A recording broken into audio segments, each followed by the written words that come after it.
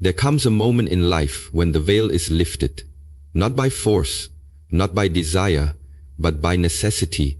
That moment is called awakening. It begins quietly. Something within you starts to question what you've always accepted. A gentle whisper in your heart says, "This is not all there is." And from that moment on, the path is no longer outward, but inward. But the truth is, most people do not survive their spiritual awakening. Not because the path is blocked, not because the truth is hidden, but because they are not prepared for what it will cost. The first cost is the death of the false self, the version of you that was built to be accepted, praised, understood. The identity you formed from childhood, from pain, from success, from fear. Awakening is not about becoming someone new. It is about remembering who you were before the world told you who to be. This unraveling is terrifying. People feel they are losing themselves, not realizing they are finally meeting their true self. And when the soul awakens, it brings with it truth. Not poetic truth, not convenient truth, but the kind that burns through your lies, your justifications, your masks. Your traumas will rise, your unhealed wounds will demand attention. This is not suffering. This is the healing process disguised as chaos. But most people run. They numb. They escape. They return to comfort and call it peace. Then comes the isolation. When your vibration changes, your world begins to shift. People you once resonated with no longer feel close. Conversations feel hollow. You feel unseen in a room full of people. But this loneliness is not punishment. It is space. Space for something new to be born within you. The awakening asks you to let go of control, to surrender. Not because you are weak, but because real strength is the ability to flow. The mind will fight. It will try to make sense, try to map the path, try to hold on. But the soul does not speak the language of control. It speaks silence, intuition, presence, and perhaps the most difficult part is meeting your shadow. The parts of you you've rejected. The anger, the envy, the fear, the shame.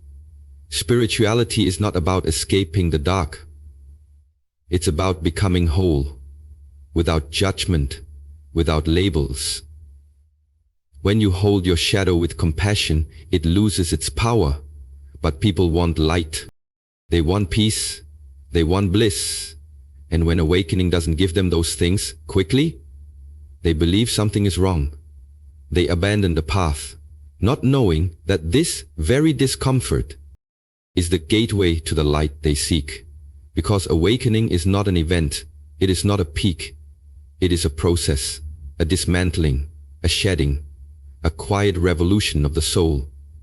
It is not a journey for the faint-hearted. It is for those willing to lose everything that is false, to gain everything that is real. So if you find yourself breaking, be still. You are not breaking down, you are breaking open. And that is the beginning of the path home. The moment a person begins to awaken spiritually, the first thing they encounter is not light, not bliss, not peace, but death. Not a physical death, but something far more subtle and disorienting, the death of the false self. This self is the identity constructed over years of conditioning. It is the mask worn to be accepted, to be praised, to feel safe in a world that teaches you to survive, not to be whole. It is made of roles. The successful one, the good child, the tough one, the victim, the perfectionist. It is stitched together with the threads of ego, fear, memory, and unhealed pain. But awakening does not honor the mask. It has no use for it. Awakening shatters illusion. And so, this constructed self begins to unravel. You find yourself confused. The things that used to bring you pride now feel hollow. The goals that once fueled you now seem empty. You look in the mirror and feel like a stranger to your own reflection. That is because who you thought you were is dying. Not as punishment, but as purification. And this death is terrifying, because it feels like you are losing everything. In truth, you are only losing what was never truly you. But the ego cannot grasp this. The ego clings to identity like a drowning man clings to driftwood, so it resists, it argues, it panics, it will even spiritualize itself to survive, taking the language of awakening and using it to reinforce itself, rather than to dissolve. This is why many never pass beyond this threshold, because to lose the false self is to step into emptiness, into the unknown. You are asked to walk without identity, without certainty, without the comfort of control. You are asked to be naked before the truth of who you are. Not what you do, or what you achieve, or how others see you, just presence, just being. And that feels like death, until you realize it is birth. What dies is the image. What is born is the soul. When the spiritual awakening begins to deepen, it carries you beyond the surface of your life and into the depths of your own being. And what you find there is not always beautiful at first. You begin to encounter truths that have been buried beneath distractions, busyness, and illusions. These truths are not external. They are inner truths, personal, raw, and they hurt. You start to see how much of your life was built on avoiding pain, how many of your decisions came not from clarity, but from fear. You see how you've hurt others out of your own unhealed wounds, how you've lied to yourself to feel safe, how you've settled for less because the truth of your potential scared you more than failure ever could. This kind of seeing is painful because it requires responsibility. You can no longer blame the world, your past, or the people around you. The mirror is turned inward and there is nowhere left to hide. This is why many turn back, because truth, real truth, is not just a concept to be admired, it is a fire that purifies.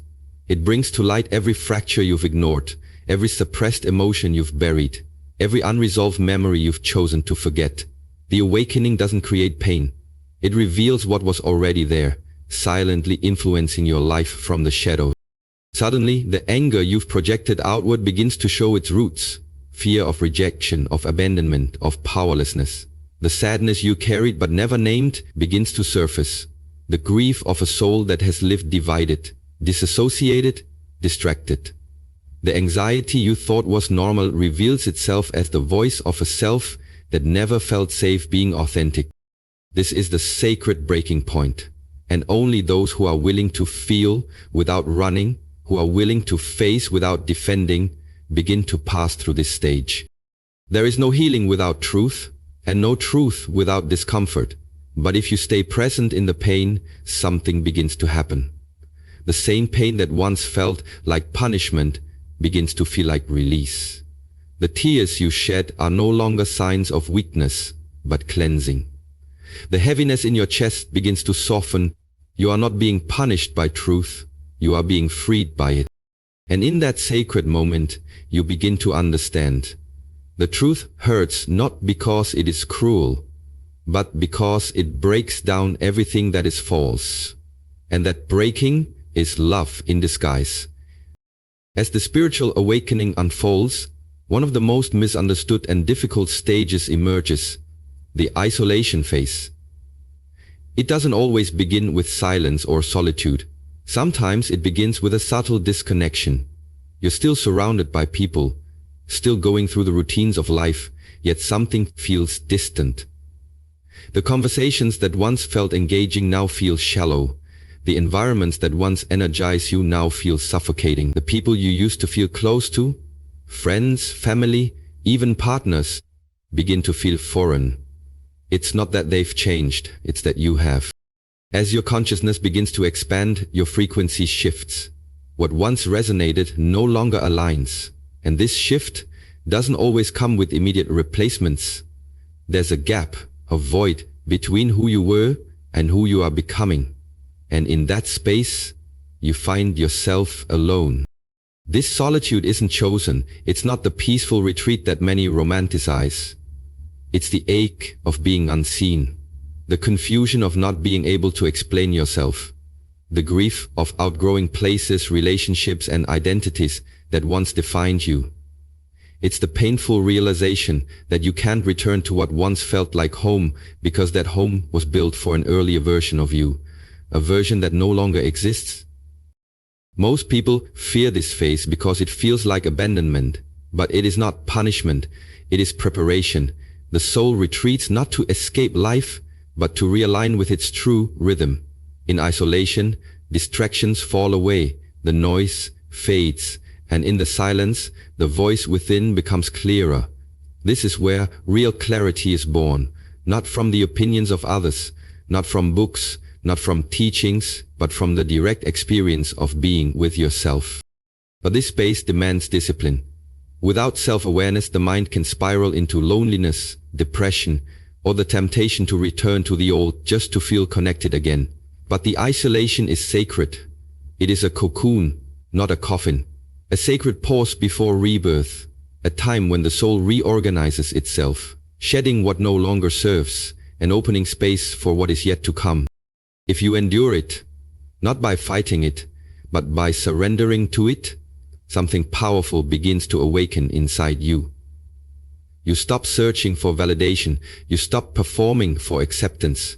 You begin to enjoy your own presence, to sit with your own emotions, to listen to your own soul. And slowly the emptiness becomes fullness, the silence becomes song, and the isolation that once felt like exile transforms into sanctuary. Because the truth is, you are never truly alone. You are simply being returned to the most important relationship in your life, the one with yourself. One of the greatest challenges during spiritual awakening is the requirement to let go of control. This is not simply about surrendering outcomes or loosening your grip on daily plans. It's far deeper. It's the relinquishing of the illusion that you are in control at all. Control is the mind's way of creating safety from an early age. We are taught that if we plan enough, try hard enough, and anticipate every possibility, we can avoid pain and ensure success. So we grip tightly to routines, to identities, to beliefs, to relationships. Not because we trust them, but because we fear what will happen without them. But the spiritual path doesn't work this way. Awakening is not a predictable staircase. It is not linear. It is not something you can schedule or manage. It pulls you into the unknown, into the formless, into what cannot be measured or controlled. And this terrifies the ego, because control is the ego's favorite tool. It says, if I can just figure this out, I'll be safe. If I can just understand, I'll be okay. If I can just fix myself, I'll finally be worthy. But awakening shows you a different truth. Real transformation doesn't come through force. It comes through surrender, through softening, through allowing. And this letting go is not weakness. It is the deepest kind of strength. It is the courage to trust something beyond your mind. It is the willingness to release the need to always know what's next. In this stage, you begin to see how much suffering has come from trying to hold everything together, to control how others see you, to control what happens tomorrow, to control how healing unfolds. You begin to realize that your need for control is not control at all. It's fear in disguise. It's resistance. And resistance creates tension. It blocks flow. It prevents growth. The moment you truly let go is not the moment everything collapses. It's the moment everything real begins. Your heart opens. Your energy shifts. Life begins to meet you, not as something to conquer, but as something to cooperate with. You start to listen instead of command. You begin to follow instead of force. You become a student of the present moment rather than a master of imagined outcomes. This does not mean passivity. It means alignment. It means acting from presence rather than panic. It means walking through life, not with clenched fists, but with open hands. To let go of control is not to abandon responsibility. It is to abandon the illusion that your worth, your safety, and your peace depend on outcomes. True surrender says, I will show up fully and trust that what is meant for me will not miss me. In that space, life begins to breathe through you, and what once felt heavy suddenly flows with grace. At a certain point in the spiritual awakening, something profound and uncomfortable rises to the surface, the shadow. These are not supernatural forces or external enemies. These are the unacknowledged, rejected, and suppressed parts of yourself that have been cast into the dark. Your fears, your shame, your guilt, your jealousy, your rage. All the traits you were taught to hide in order to be accepted, loved, or safe. But the awakening doesn't let them stay hidden, because what is buried in darkness controls you more than what is brought to light. Many people believe spirituality is about becoming more positive, more peaceful, more loving, but the path to wholeness does not bypass the darkness, it moves through it. You cannot heal what you refuse to face. And so, awakening confronts you with your shadow, not to shame you, but to free you. Not to condemn, but to integrate. This confrontation is not easy. It brings up discomfort you've spent a lifetime avoiding. You see your anger not as an external reaction but as an internal wound. You see how pride is often a mask for deep insecurity, how control is often a way to avoid vulnerability, how victimhood can become an identity, a shield against responsibility. These realizations are humbling. They strip away your defenses and expose the places within you that are still in pain. And it's here where most people turn away. They mistake the shadow for their true self and believe they are unworthy, broken, or beyond help. But this is the greatest lie. The shadow is not your enemy. It is the part of you that was cast out and longs to return home. Integration does not mean you become perfect. It means you become whole. To confront your shadow, you must learn to sit with it, to witness it without judgment, to understand that it developed as a response to pain, to protection, to survival. You begin to meet your own darkness with compassion, and in doing so, its grip on you loosens. The behavior patterns rooted in fear begin to dissolve. The emotional reactions born from suppression begin to soften. You no longer react from unconscious wounds. You respond from conscious presence. And as this happens, a new strength is born. A strength not based on dominance or perfection, but on authenticity. You no longer need to pretend. You no longer fear your emotions. You no longer seek to be only light, because you have made peace with your dark. This is true transformation, not escaping who you are, but embracing all that you are. And in that embrace, you discover something unexpected.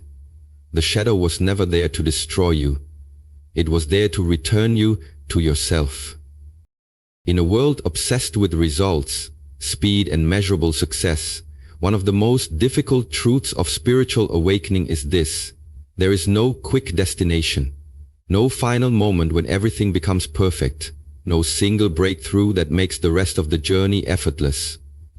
Awakening is not a finish line, it is the beginning of an entirely new way of being. A shedding, a stripping away, a constant unfolding of deeper layers, and for most people, that is hard to accept. The mind wants conclusions, it wants arrival, it wants to say, I've made it. It wants the spiritual path to be a straight line with clearly marked steps. Meditate, awaken, be at peace. But the reality is much more mysterious. Awakening doesn't hand you clarity on a silver platter, it hands you a mirror. It doesn't give you instant peace, it gives you truth. And truth, by its nature, disrupts before it settles. Many people begin the journey thinking it will bring them immediate relief from suffering. And in some ways, it does. But what they don't expect is that the first layers of peace often come wrapped in pain. You begin to see through illusions, and in doing so you lose the comfort of old beliefs. You begin to release attachments, and in doing so you grieve parts of yourself that felt familiar. Even if they were limiting, you begin to open your heart, and in doing so, you also open yourself to deeper sensitivity and vulnerability. This path is not for those looking for shortcuts. It's for those who are ready to live in the unknown, who are willing to keep walking even when there are no signs, who are willing to let go, not just once, but again and again and again, because every time you think you've arrived, something deeper reveals itself. Another layer falls away. Another part of you that was still clinging to safety begins to loosen its grip. you start to understand that awakening is not about becoming someone else. It's about becoming fully, honestly, and humbly yourself. And that kind of transformation cannot be rushed. It matures like a tree, not like a spark. It deepens over time, not in a flash. The fruit of the spiritual journey is not a moment of arrival. It is presence. It is peace in motion. It is the quiet realization that the destination you were chasing was never outside of you. It was in your stillness, your surrender, your ability to stay open in the process. So when you feel like asking, how much longer? Let the question fall away. Let the timeline dissolve. This path does not ask for speed. It asks for sincerity. It asks for patience. It asks for presence. Because the real destination is who you are becoming. Right here, in every sacred step. In the end, spiritual awakening is not a path for the faint of heart. It is not a trend, not a lifestyle, not a shortcut to bliss. It is a dismantling, a sacred unraveling of everything false so that only what is real can remain. It will break you before it frees you. It will confront you with everything you've avoided, expose the masks you've worn, and demand the death of the person you pretended to be. It is a death, yes, but only of illusion. What remains is truth. What rises is essence. You will face the death of the false self, the pain of inner truth, the cold silence of isolation. You will be asked to surrender control, to confront your shadow, and to accept that there is no quick end, no final destination, only deeper becoming.